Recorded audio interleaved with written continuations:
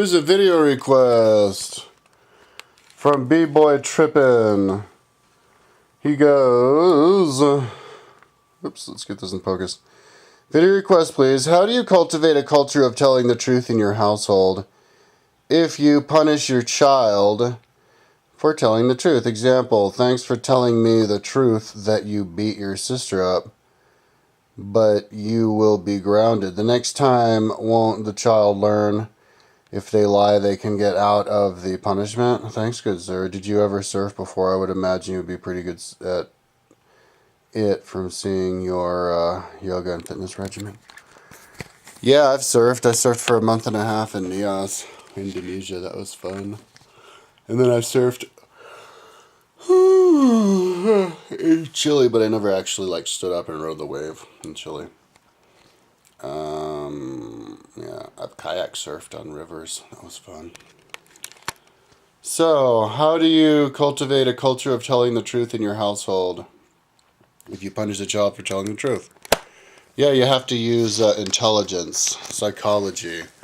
Know that each case is a different case. And you have to explain everything to the kid. Tell the kid that he'd get busted anyway, so him getting busted and being busted as a liar is a whole bunch of points taken away. Him telling the truth and getting busted, but getting but showing them that you appreciate them telling the truth is a lot. Convince them that they're a lot better off that way, and that shouldn't take too much convincing, because just tell them you get busted anyway. You don't have to.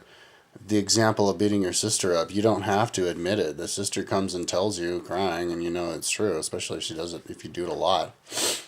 So even if you don't admit, everybody knows it's true. So you're just a liar. So explain to them that the ability to lie and get away with it's really hard, and that it's better to tell the truth because you're eventually going to get busted. That's the main thing. And but see, if you're cultivating a culture of honesty, telling the truth in your household, then all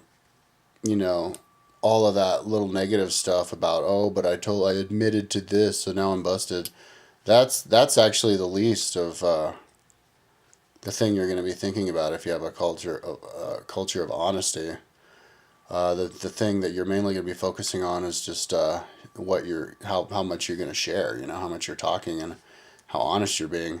And if you have a culture of honesty in your household, that's basically the same thing as a culture of intelligence, where you're all, and a culture of disclosure and transparency and all that. So where you're all communicating. When you're all communicating, then you're all getting along, and when you're all getting along, nothing wrong is going to happen in the first place. You don't even have to bother about admitting to doing bad things.